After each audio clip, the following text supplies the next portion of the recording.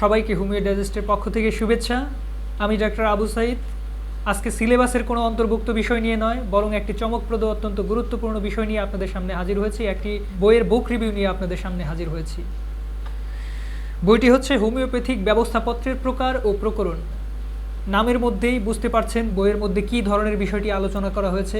বইটি লিখেছেন আমাদের শ্রদ্ধেয় শিক্ষক doctor Shahin Mahmud sir. Doctor Shahin Mahmud স্যারের আরেকটি বই আমি রিভিউ করেছিলাম, সেখানে ইতিবাচক একটি সাড়া পেয়েছি। আজকে এই বইটি কেন আমি বুক রিভিউ দিতে যাচ্ছি, এর একটি তাৎপর্য অবশ্যই রয়েছে। সেই বিষয়গুলো আপনাদের সাথে শেয়ার করার জন্য আজকে আমি এখানে উপস্থিত হয়েছি।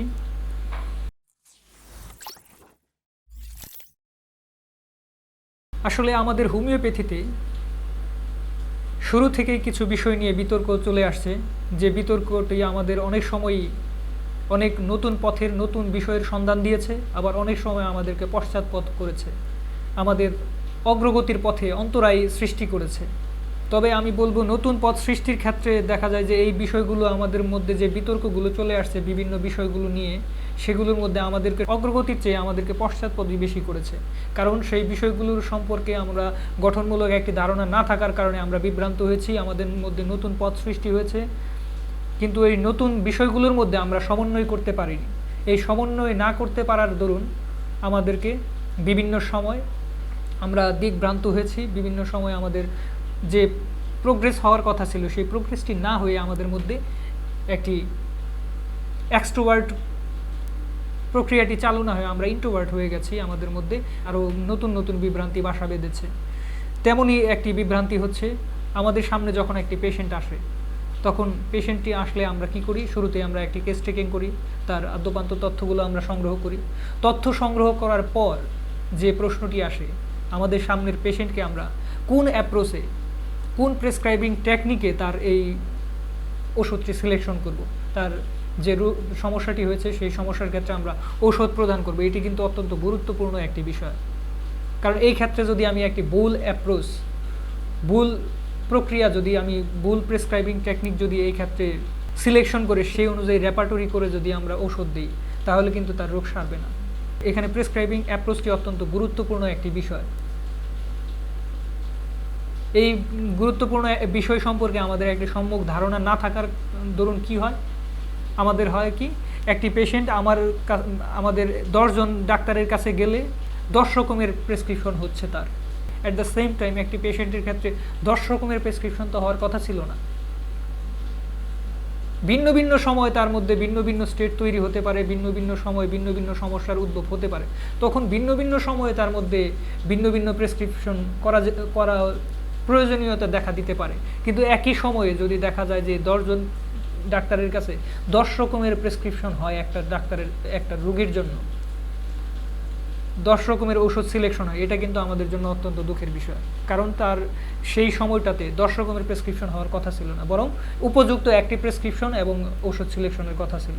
কিন্তু এটি হচ্ছে না। প্রতিনিয়তই আমরা দেখা যাচ্ছে এভাবে নিজেদের মধ্যে বিভ্রান্তি তৈরি করছি। কেউ বলছে এর ক্ষেত্রে এই প্রেসক্রিপশন অ্যাপ্রোচটি প্রযোজ্য, সে অনুযায়ী তিনি রেপার্টরি করছেন, সে অনুযায়ী তাকে ঔষধ দিচ্ছেন, ঔষধ দিয়ে চিকিৎসা প্রদান করছেন। এরকম বিভিন্ন রকমের ভ্রান্তির মধ্যে দিয়ে কিন্তু আমরা দিনাতিপাত করছি, যেটি আমাদের জন্য শুভ কিছু নয়। বরং এই ভ্রান্তিগুলো আমাদেরকে আস্তাকুরের দিকে নিয়ে যাচ্ছে। আমরা পশ্চাৎপদতার দিকে হাঁটতে শুরু করেছি। কারণ হোমিওপ্যাথি হচ্ছে একটি হায়ার সায়েন্স, অত্যন্ত প্রোগ্রেস একটা বিজ্ঞানের নাম এবং একটি সামগ্রিক নিয়মের নাম, একটি নীতির নাম। এখানে যখনই হোমিওপ্যাথিতে নীতির লঙ্ঘন হবে, তখনই কিন্তু আমাদের সেখানে ব্যর্থতা আসবে। তাই আমরা নীতিটাকে যেন সঠিক সময় সঠিকভাবে প্রয়োগ করতে পারি, নীতির সঠিক ব্যবহার করতে পারি, সেই জন্য কিন্তু আমাদের এই হোমিওপ্যাথিতে আমাদের চিকিৎসা করতে গেলে যে বিষয়গুলো সম্পর্কে না জানলেই নয়, তার মধ্যে একটি হচ্ছে ব্যবস্থাপত্র।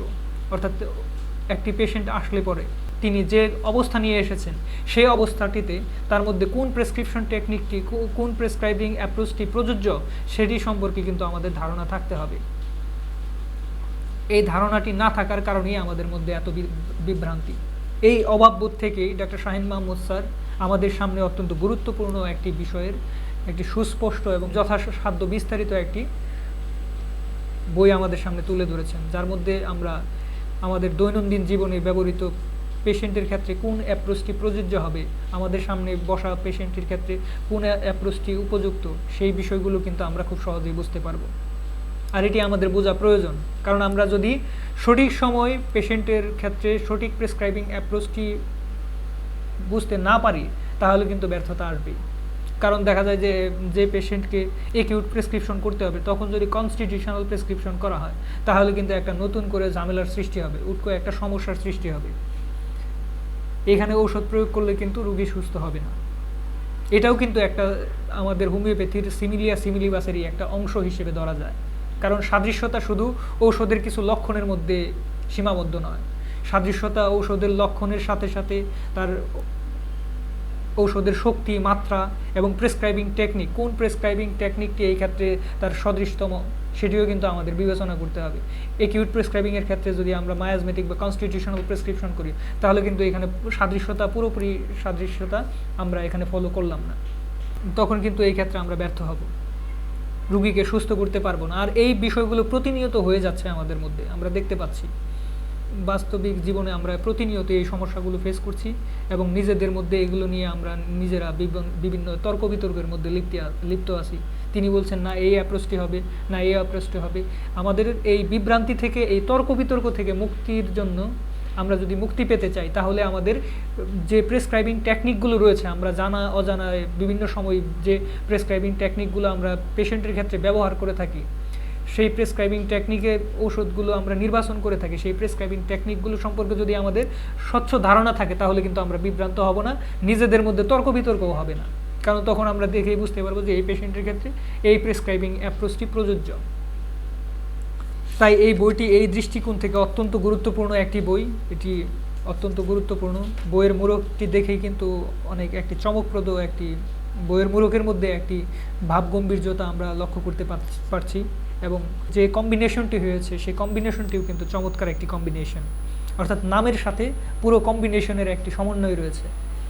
এখানে এই বইয়ের মধ্যে বিভিন্ন বিষয় রয়েছে, আমি সবগুলো বিষয় যেহেতু রিভিউ সেই ক্ষেত্রে কিছু বলতেই হবে, আর পুরো কিছু না বললেও এটা রিভিউ হবে না, বইয়ের রিভিউ হবে না, আর পুরো বিষয়টি তো এখানে তুলে ধরার মতো বিষয়ও নয়।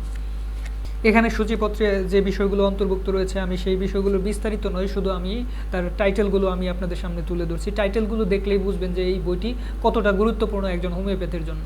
আর এই বইটি শুধু একবার পড়ে রেখে দেওয়ার মতো বই নয়, কারণ যারা আমরা প্র্যাকটিস করব প্রতিনিয়তই আমরা এই প্রত্যেকটা পেশেন্টের ক্ষেত্রে আমাদের চিন্তা করতে হয়।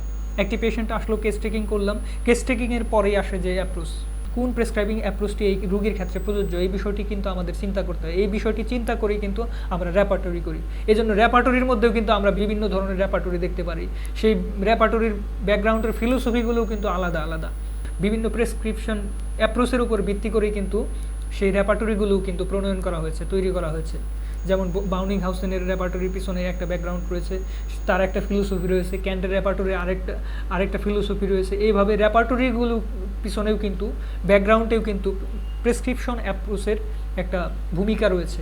এখন আমি যদি দেখা যায় যে সঠিক প্রেসক্রাইবিং অ্যাপ্রোচটি যদি রোগীর ক্ষেত্রে বাছাই না করে আমি ভুল প্রেসক্রিপশন অ্যাপ্রোচটি বাছাই করে যদি আমি রেপার্টরি করি, রেপার্টরিতে ঔষধ আসবে, কারণ সে তো আমি যে ইন্ডিকেশন দেব সে তো হচ্ছে টুলস, সে আমার কমান্ড মানতে বাধ্য, সে আমার কমান্ড অনুযায়ী সে ঔষধ শো করবে।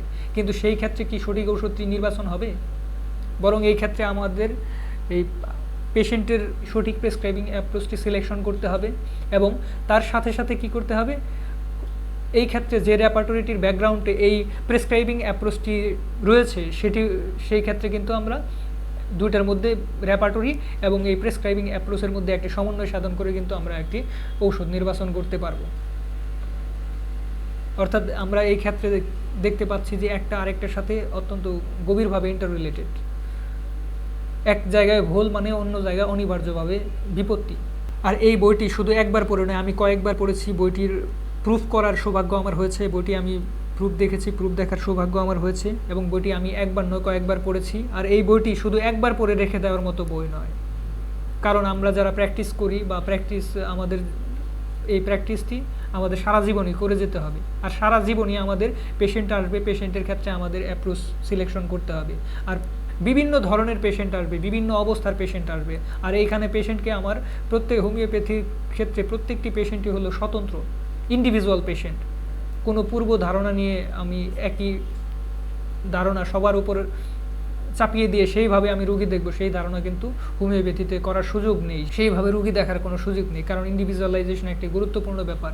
প্রত্যেকটি পেশেন্ট স্বতন্ত্র, তার অবস্থাগুলো, তার রোগের অবস্থা, তার শারীরিক অবস্থাগুলো, তার লক্ষণের যে সমাবেশ থাকে সেগুলো কিন্তু স্বতন্ত্র থাকে, আলাদা থাকে, এবং স্বতন্ত্রভাবেই চিন্তা করতে হয়।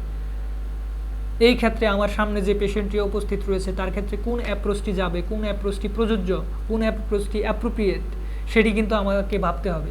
ভাবার পর তার ঔষধ সিলেকশন করতে হবে, সেইভাবে অগ্রসর হতে হবে।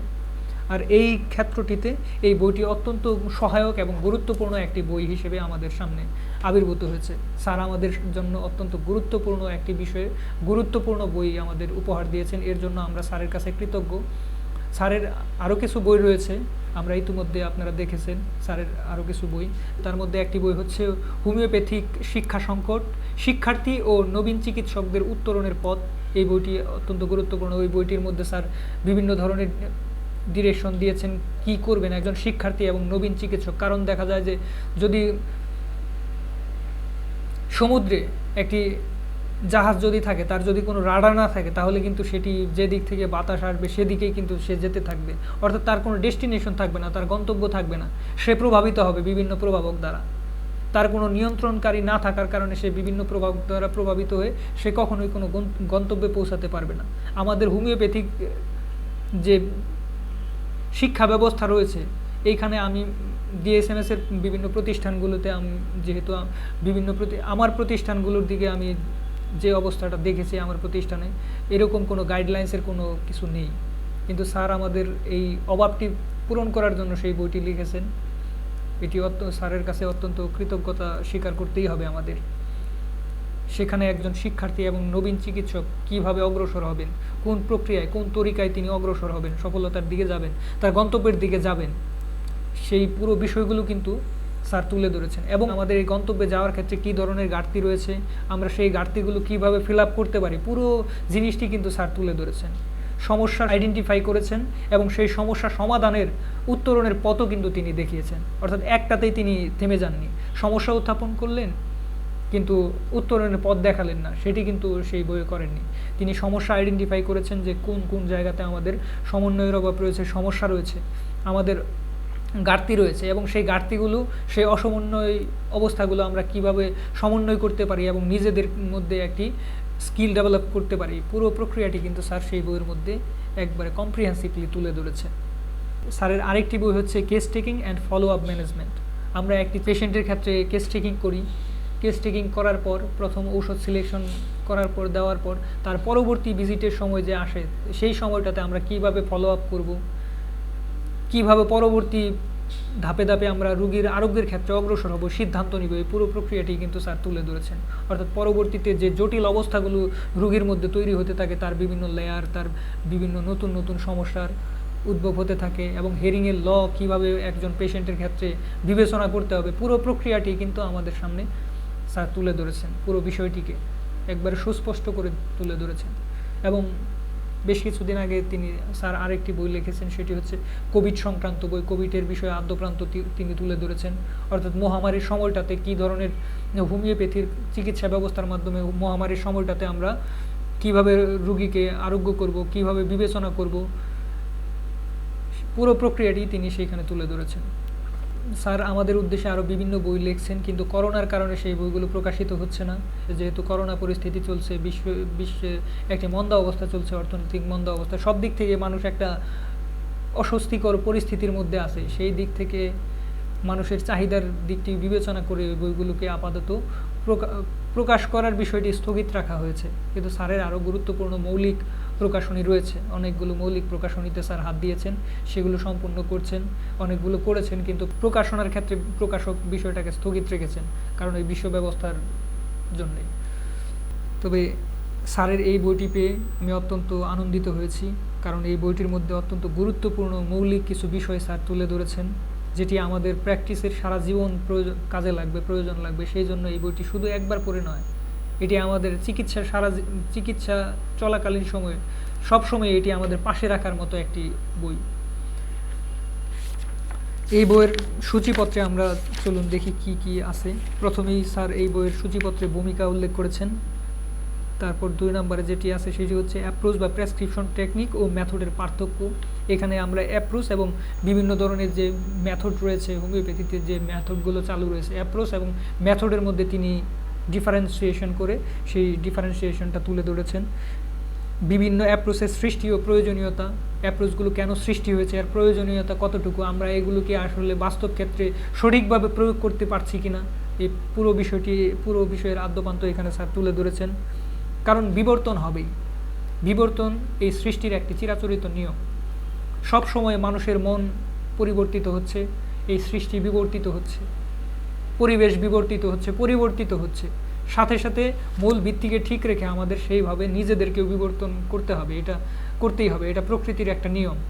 হোমিওপ্যাথির মূলনীতিকে ঠিক রেখে আমাদেরকেও বিবর্তিত হবে, পরিবর্তন করতে হবে, কিন্তু আগেরটার সাথে পরেরটার যেন একটা সমন্বয় থাকে, একটা যোগসূত্র থাকে, এইভাবে বিবর্তিত হতে হবে আমাদের। কিন্তু এই বিবর্তনের ক্ষেত্রে অনেক সময় আমরা হোমিওপ্যাথরা নিজেদের বিভিন্ন বিষয়ের সমন্বয় না রাখার কারণে আমাদের মধ্যে বিভিন্ন বাগবিতণ্ডা তৈরি হয়েছে, বিভিন্ন ধরনের বিতর্ক তৈরি হয়েছে। এই বিতর্কগুলোর অবসান ঘটানোর জন্য এই বইটি অত্যন্ত গুরুত্বপূর্ণ একটি ভূমিকা পালন করবে এবং নিজেদের মধ্যে বিতর্ক নিরসন করে একটি সমন্বয় স্থাপিত হবে, যে সমন্বয়টা খুবই প্রয়োজন। কারণ যদি আমাদের মধ্যে এই সমন্বয়টুকু না থাকে, এই সমন্বয়টুকু গড়ে না ওঠে, তাহলে কি হবে, আমাদের যে প্রোগ্রেস, আমাদের যে অগ্রগতি, সেই অগ্রগতি তো হবেই না, বরং আমরা রুদ্ধ হব, আমরা পশ্চাৎপদ হতে থাকব। এই পশ্চাৎপদতা যেন না হয় সেই জন্য কিন্তু আমাদের বিভিন্ন অ্যাপ্রোচ সৃষ্টি ও তার প্রয়োজনীয়তা সম্পর্কে একটি ধারণা রাখা প্রয়োজন। কারণ বিবর্তন হবেই, প্রকৃতিতে আদি থেকে অন্ত পর্যন্ত বিভিন্ন বিষয় বিবর্তিত হয়ে আসছে, কিন্তু এই বিবর্তন যেন পূর্বেরটার সাথে পরেরটার একটা সমন্বয় থাকে। যদি সমন্বিত অবস্থায় বিবর্তন হয়, সেই বিবর্তন হলো আশীর্বাদ স্বরূপ। কারণ বিবর্তনকে আপনি থামিয়ে রাখতে পারবেন না, প্রতিনিয়ত বিবর্তিত হচ্ছে সব কিছু। তাই হোমিওপ্যাথির ক্ষেত্রেও এটি স্বাভাবিক বিষয় ছিল, কিন্তু আমরা এই স্বাভাবিক বিষয়টি অনেক সময় দেখা যায় নিজেদের মধ্যে সমন্বয় স্থাপন না করতে পারার কারণে, পূর্বেরটার সাথে পরেরটার সমন্বয় খুঁজে নিজেরা সমন্বয় খুঁজে না পাওয়ার কারণেই কিন্তু, না পাওয়ার দরুন নিজেদের মধ্যে বিভিন্ন মতপথের সৃষ্টি হয়েছে। স্যার এখানে এই অ্যাপ্রোচের ক্ষেত্রে কেন এটার প্রয়োজনীয়তা ছিল আমাদের মধ্যে, কেন সৃষ্টি হয়েছে, এটার মধ্যে আগেরটার সাথে পরেরটার একটা সমন্বয় কিন্তু তিনি তুলে ধরেছেন, যা আমাদের জন্য অত্যন্ত গুরুত্বপূর্ণ একটি ব্যাপার। তারপর যে বিষয়টি এই বইয়ের মধ্যে অন্তর্ভুক্ত হয়েছে সেটি হচ্ছে সদৃশ ঔষধ ও সদৃশতম ঔষধ সম্বন্ধে ধারণা। তারপর যে বিষয়টি রয়েছে সেটি হচ্ছে লক্ষণ সমগ্রতার ভিত্তিতে ঔষধ নির্বাচন, অর্থাৎ কখন আমরা টোটালিটি অফ সিমটমের ভিত্তিতে ঔষধ নির্বাচন করব। তারপর চারিত্রিক লক্ষণ ভিত্তিক প্রেসক্রাইবিং, কনস্টিটিউশনাল প্রেসক্রাইবিং, কখন আমরা কনস্টিটিউশনাল প্রেসক্রিপশন করব সেই বিষয়টি অধ্যায়ে অন্তর্ভুক্ত করেছেন sir. Classical prescribing, grand generalisation prescribing, keynote prescribing, acute prescribing, কখন আমরা কোন সময়টাতে আমাদের সামনে বসা পেশেন্টের ক্ষেত্রে একিউট প্রেসক্রিপশনের চিন্তা করব, একিউট প্রেসক্রিপশন করব, সেই বিষয়টি কিন্তু একিউট প্রেসক্রাইবিংয়ের মধ্যে অন্তর্ভুক্ত করা হয়েছে। মায়াজমেটিক প্রেসক্রিপশন, কখন আমরা একটা পেশেন্টের ক্ষেত্রে মায়াজমেটিক প্রেসক্রিপশন করব, এই বিষয়টি কিন্তু স্যার এই মায়াজমেটিক প্রেসক্রাইবিংয়ের মধ্যে তুলে ধরেছেন। অর্থাৎ দেখতেই পাচ্ছেন যে অত্যন্ত গুরুত্বপূর্ণ বিষয়গুলো কিন্তু এই বইটির মধ্যে স্যার অন্তর্ভুক্ত করেছেন, যা আমাদের প্রতিনিয়ত রাডার হিসেবে কাজ করবে। কারণ একটি বিশাল সমুদ্রের মধ্যে একটি জাহাজের যদি রাডার না থাকে, সে কিন্তু দিকভ্রান্ত হয়ে, যেদিক থেকে বাতাস আসবে সেদিক তার বিপরীত দিকে এসে চলতে থাকবে, অর্থাৎ দিকভ্রান্ত হয়ে সে গন্তব্যহীন অভিযাত্রায় সে চলতে থাকবে, তার কোনো গন্তব্য থাকবে না। প্রতিনিয়ত সে বিভিন্ন প্রভাবকের দ্বারা প্রভাবিত হবে, ঢেউয়ের দ্বারা প্রভাবিত হয়ে সে একদিকে ধাক্কা দিবে, অর্থাৎ সে তার গন্তব্যে কখনো পৌঁছাতে পারবে না, কারণ তার দিক নির্দেশক রাডারটি তার অনুপস্থিত। অনুরূপভাবে আমরা যদি এই বিষয়গুলো আমাদের যদি জানা না থাকে, আমাদের সামনে যে পেশেন্ট বসে আছে, যে পেশেন্ট আমাদের সামনে উপস্থিত, সেই পেশেন্টের ক্ষেত্রে আমরা কোন অ্যাপ্রোচটি এর ক্ষেত্রে প্রযোজ্য, সেই বিষয়ের যদি আমরা ভুল সিদ্ধান্ত নিই, তাহলে কিন্তু আমরা সঠিক গন্তব্যে অর্থাৎ সঠিক ঔষধটি নির্বাচন করতে পারবো না, তাকে আরোগ্যও করতে পারবো না। এই জন্য আমাদের এই প্রেসক্রাইবিং টেকনিকগুলো, অ্যাপ্রোচগুলো সম্পর্কে কিন্তু আমাদের ধারণা রাখতে হবে। তাহলে আমরা সঠিক সময়ে সঠিক ক্ষেত্রে সঠিক প্রেসক্রিপশনের মাধ্যমে সঠিক ঔষধটি নির্বাচন করতে পারব। জানাস এপিডেমিকাস প্রেসক্রাইবিং, প্রোফাইলেক্টিভ প্রেসক্রাইবিং, কারণতাত্ত্বিক বা aetiological prescribing, intercurrent prescribing for one sided disease. এই ক্ষেত্রটিতে আমরা কিভাবে প্রেসক্রিপশন করব, কোন পেশেন্টের ক্ষেত্রে কী ধরনের সিমটমগুলো থাকলে আমরা রোগীর সমস্যাটিকে ওয়ান সাইডেড হিসেবে বিবেচনা করে সেই ক্ষেত্রে ওয়ান সাইডেড প্রেসক্রিপশন করব, এই বিষয়টি কিন্তু এই অধ্যায়ের মধ্যে অন্তর্ভুক্ত আছে। তারপর বংশগত প্রবণতা উদ্ভূত বিশেষ রোগের prescribing, drug miasm removal prescribing, আর্কিস্ট্রিক prescribing, expert prescribing, essence prescribing, zigzag prescribing, আইজাইয়াগার লেয়ার্ড প্রেসক্রাইবিং। তারপর জেনিটাল কনস্টিটিউশনাল প্রেসক্রাইবিং, এখানে আমরা বিভিন্ন ধরনের জেনিটাল ত্রুটিগুলো নিরসনের জন্য কোন রোগীর ক্ষেত্রে এই জেনিটাল প্রেসক্রিপশনটি করতে হবে সেই বিষয়ে কিন্তু স্যার এখানে একটি বিস্তারিত গুরুত্বপূর্ণ আলোচনা তুলে ধরেছেন। সিম্পল রেপাটাইজেশন প্রেসক্রাইবিং অ্যাপ্রোচ, আমরা কোন পেশেন্টের ক্ষেত্রে সিম্পল রেপাটাইজেশনের মাধ্যমে, সিম্পল রেপাটরির মাধ্যমে তার ওষুধ নির্বাচন করব, এই বিষয়টি কিন্তু এই প্রেসক্রাইবিং অ্যাপ্রোচের আলোচনায় কিন্তু স্যার তুলে ধরেছেন। নোসোট প্রেসক্রাইবিং, কোন সময়টিতে একটা পেশেন্টের ক্ষেত্রে নোসোট প্রেসক্রিপশন প্রয়োজন পড়ে সেই বিষয়টি কিন্তু স্যার এই নোসোট প্রেসক্রাইবিংয়ের আলোচনার মধ্যে তুলে ধরেছেন। বাউল নোসেট প্রেসক্রাইবিং, ডাক্তার বার্নেটের প্রেসক্রাইবিং অ্যাপ্রোচ, অর্গানোপ্যাথিক প্রেসক্রাইবিং, অনুক্রমিক prescribing, group analysis prescribing, therapeutic prescribing, specific prescribing, টোটোপ্যাথিক প্রেসক্রাইবিং, আরবোরিভাইটাল অ্যাপ্রোচ বা prescribing technique, palliative prescribing, euthanasia prescribing ইত্যাদি। অর্থাৎ এই প্রেসক্রাইবিং টেকনিকগুলো কিন্তু আমরা অনেক সময় জানাতে অজানাতে আমরা রোগীর ক্ষেত্রে ব্যবহার করে থাকি, কিন্তু সেটা কি ভালো নয় যদি আমরা এই বিষয় সম্পর্কে একটি স্বচ্ছ ধারণা নিয়ে আমার সামনে যে পেশেন্টটি বসা তার ক্ষেত্রে কোন অ্যাপ্রোচটি এখন প্রযোজ্য সেটিকে আমরা প্রয়োগ করে ওষুধ নির্বাচন করা। অনেক সময় না জানার দরুন ভুল সিদ্ধান্ত দিয়ে ভুল ওষুধ আমরা নির্বাচন করতে পারি। সেটি যদি আমাদের জানা থাকে, এই বইটি পড়লে আমাদের এই বিষয় সম্পর্কে ধারণা হবে, এই বিষয়গুলো সম্পর্কে আমরা জানতে পারবো, তখন কিন্তু খুব সহজেই একটি আমার সামনে বসা পেশেন্টের ক্ষেত্রে আমি প্রেসক্রাইবিং অ্যাপ্রোচটি আমি কিন্তু সিলেকশন করতে পারবো এবং সেই অনুযায়ী পরবর্তীতে আমি পরবর্তী ধাপগুলো পূরণ করতে পারবো।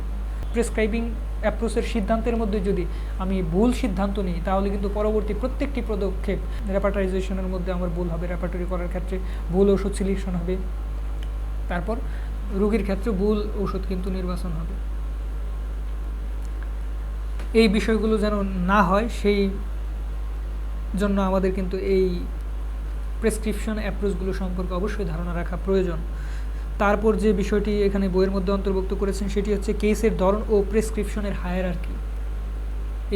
এই ক্ষেত্রে আমাদের সামনে যে পেশেন্ট উপস্থিত হয়েছে তার ক্ষেত্রে আমরা কোন বিষয়গুলোকে গুরুত্ব দেব, অর্থাৎ হায়ারার্কির দিক থেকে তার লক্ষণের মূল্যায়নটা, ইভ্যালুয়েশন অফ সিমটম, লক্ষণের মূল্যায়ন আমরা কিভাবে করব, কোন লক্ষণটি তার ক্ষেত্রে গুরুত্বপূর্ণ, এই বিষয় সম্পর্কে কিন্তু এই অধ্যায়টিতে স্যার এই বিষয় সম্পর্কে কিন্তু ধারণা দিয়েছেন আমাদের, যে আমরা একটি পেশেন্টের ক্ষেত্রে কিভাবে তার মূল্যায়ন করব, হায়ারার্কি করব, লক্ষণের মূল্যায়ন, কেসের ধরন এবং সেই অনুযায়ী লক্ষণের মূল্যায়নগুলোর সম্পর্কে কিন্তু আমাদের এখানে স্যার একটি দিক নির্দেশনা দিয়েছেন এবং বিস্তারিত একটি আলোচনা তুলে ধরেছেন। তারপর যেটি রয়েছে কনক্লুশন, উপসংহারের বিভিন্ন বিষয় নিয়ে আলোচনা করেছেন স্যার। লাস্টের যে বিষয়টি এখানে অন্তর্ভুক্ত রয়েছে সেটি হচ্ছে বিবলিওগ্রাফি, অর্থাৎ যে সোর্সগুলোর থেকে স্যার বিভিন্ন সময় সহযোগিতা নিয়েছেন এই বইটি লেখার জন্য, সেই সোর্সগুলো কিন্তু এখানে স্যার দিয়েছেন। এই সোর্সগুলো দেওয়ার ফলে কি হয়েছে, আমরা এই বিষয়গুলো সম্পর্কে যদি আরও বিস্তারিত জানতে চাই তাহলে সেই সোর্সগুলোর সহযোগিতা কিন্তু আমরা নিতে পারবো খুব সহজেই। অর্থাৎ এই বইয়ের মধ্যে একটি পূর্ণাঙ্গ একটি বিষয় কিন্তু তুলে ধরেছেন। প্রেসক্রাইবিং অ্যাপ্রোচ বাছাইয়ের ক্ষেত্রে আমাদের কি কি করতে হবে পুরো বিষয়টির কিন্তু একটি সামগ্রিক আলোচনা কিন্তু আমরা এই বইয়ের মধ্যে পেয়ে যাব। এই হচ্ছে সূচিপত্র। এই সূচিপত্রের বিষয়বস্তু দেখে আপনারা বুঝতে পারছেন বইয়ের অন্তর্ভুক্ত বিষয়গুলোর গভীরতা কতটুকু। আমাকে নতুন করে আসলে আপনাদের বলার কিছু নেই, আপনারা নিজেরাই এই বিষয়টি নিজেদের মধ্যে মূল্যায়ন করুন, তাহলে বুঝতে পারবেন যে আসলে কতটুকু গুরুত্ব বহন করছে এই বইটি আমাদের জন্য, হোমিওপ্যাথিক কমিউনিটির জন্য। শিক্ষার্থী ও নবীন চিকিৎসকদের তো বলার অপেক্ষা রাখে না।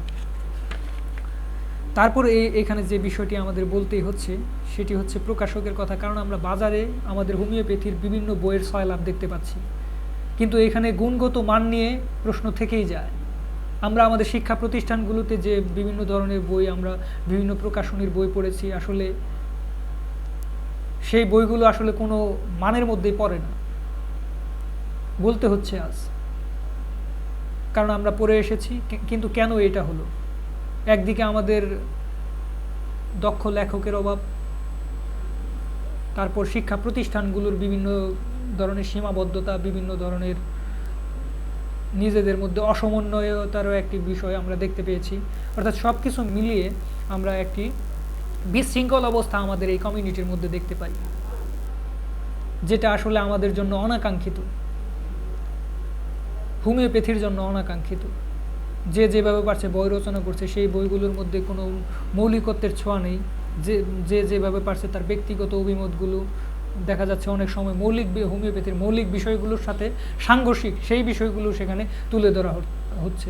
আর সেই বইটা যখন একজন শিক্ষার্থী বা নবীন চিকিৎসক পড়ছেন, তার মধ্যে কিন্তু স্বাভাবিকভাবে বিভ্রান্তির সৃষ্টি হয়েছে, কারণ তার সেই জ্ঞানের বহরটি, হোমিওপ্যাথিক জ্ঞানের বহরটি তখনও পাকাপোক্ত হয়নি।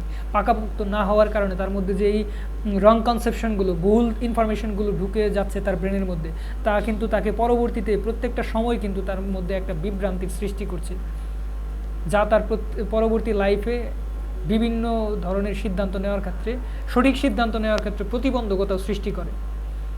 আমাদের এই কমিউনিটিতে বই প্রতিনিয়তই লেখা হচ্ছে, কিন্তু গুণগত মানের দিক থেকে অত্যন্ত বাজে অবস্থা তৈরি হয়ে আছে।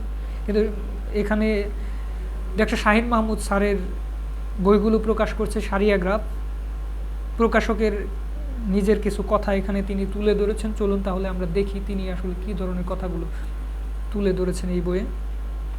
তিনি বলছেন, বাজারে হোমিওপ্যাথিক বইয়ের অভাব নেই, বিশেষ করে আমাদের দেশে যে যেভাবে পারছে বই লিখে ফেলছেন, কিন্তু সে বইটি হোমিওপ্যাথির মূলনীতির সাথে কতটা সঙ্গতিপূর্ণ বা সঙ্গতিহীন, সেদিকে অনেক লেখকের মোটেই নজর নেই।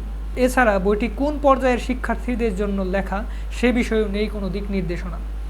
আবার অনেকেই লিখে ফেলছেন তাদের দীর্ঘ হোমিওপ্যাথিক জীবনে অহোমিওপ্যাথিক বিচিত্র অভিজ্ঞতার কথা।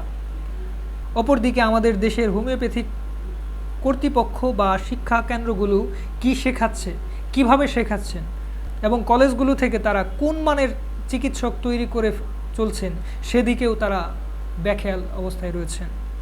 ফলে মানহীন ও হোমিওপ্যাথিক মূলনীতি দর্শন সম্পর্কে প্রচ্ছন্ন ধারণা নিয়ে সদ্য পাশ করা এসব চিকিৎসকগণ বাস্তব জীবনে এসে হোমিওপ্যাথির এই মহাসমুদ্রে দিক জ্ঞানশূন্য হয়ে ছুটে বেড়াচ্ছেন।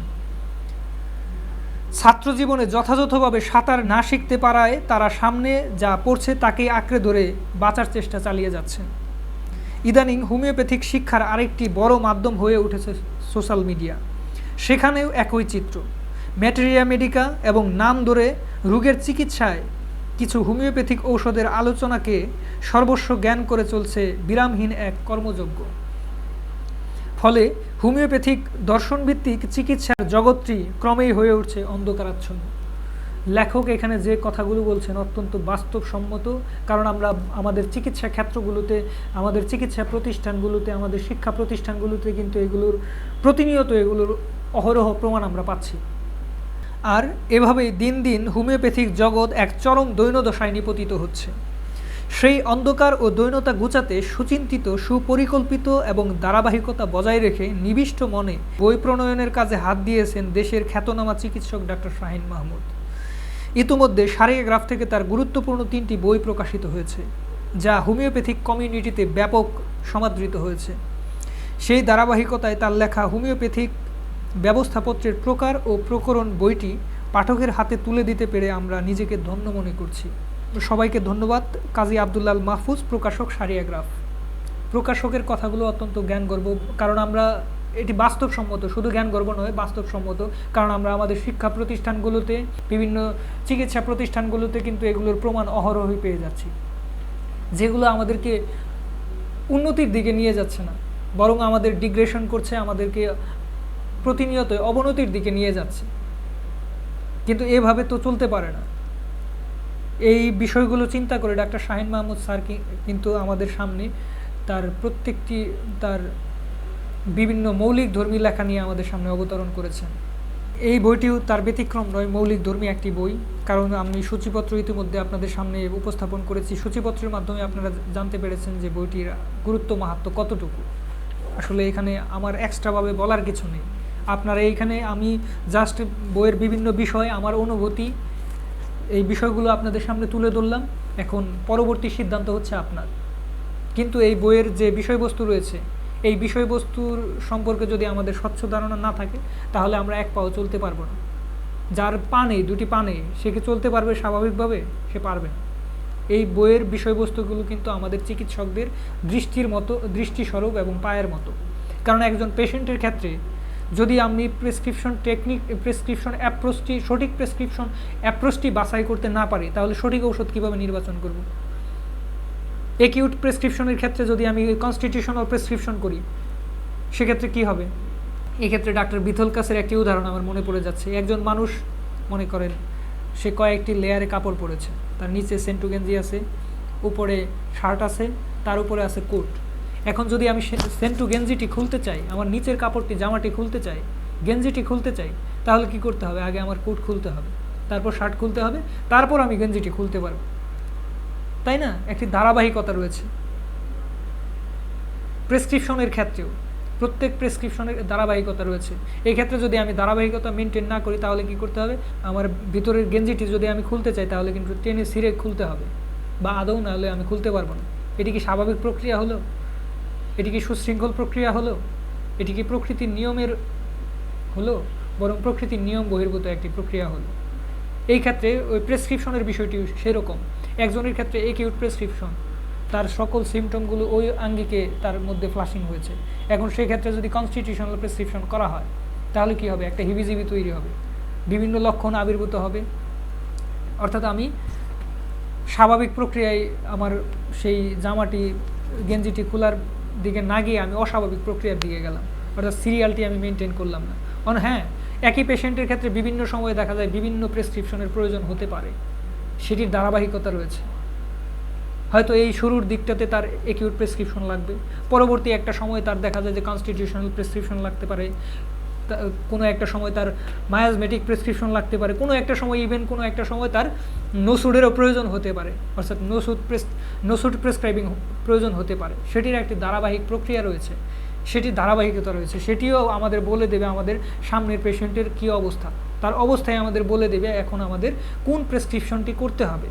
এই ক্ষেত্রে যদি আমার প্রেসক্রিপশনের অ্যাপ্রোচগুলো সম্পর্কে ধারণা না থাকে তাহলে কিন্তু আমি সঠিক সময়ে সঠিক সিদ্ধান্তটি নিতে পারবো না। তাই আমি আমার দৃষ্টিকোণ থেকে সবাইকে রিকমেন্ড করব, যারা শিক্ষার্থী রয়েছেন, যারা নবীন চিকিৎসক রয়েছেন এবং আমাদের কমিউনিটির যারা রয়েছেন তারা অবশ্যই এই বইটি সংগ্রহে রাখবেন। এটি আমার নিজের ব্যক্তিগত অভিমত। তারপর আপনাদের নিজস্ব ফ্রি উইল, স্বাধীন ইচ্ছা শক্তি এবং বিবেচনাবোধ, উপলব্ধি সেগুলো তো রয়েছেই। আপনারা এই রিভিউটি দেখবেন, দেখার পর আপনাদের যে উপলব্ধি হবে সেভাবেই কাজ করবেন। কিন্তু আমি বললাম, একজন মানুষ যদি সুস্থ স্বাভাবিকভাবে হাঁটতে চায় তাহলে তার দুটা পা লাগবে। দুটা পা ছাড়া সে কখনোই সুস্থ স্বাভাবিকভাবে হাঁটতে পারবে না, সে অক্ষম হয়ে যাবে। অনুরূপভাবে আমরা যদি সঠিকভাবে প্রেসক্রিপশন করতে চাই তাহলে আমাদের এই প্রেসক্রিপশন অ্যাপ্রোচগুলো সম্পর্কে কিন্তু একটি স্বচ্ছ এবং সামগ্রিক ধারণা লাগবে। আর স্বচ্ছ এবং সামগ্রিক ধারণার ক্ষেত্রে এই বইটি একটি অপরিহার্য বই হিসেবে আমাদের সামনে আবির্ভূত হয়েছে। তাই এই বইটি অবশ্যই সবাই সংগ্রহ করবেন। ঠিক আছে, কথা আর বাড়াবো না। সবাই ভালো থাকবেন, সুস্থ থাকবেন এবং আমাদের সাথেই থাকবেন। সবাইকে ধন্যবাদ জানিয়ে আজকের মতো বিদায় নিচ্ছি।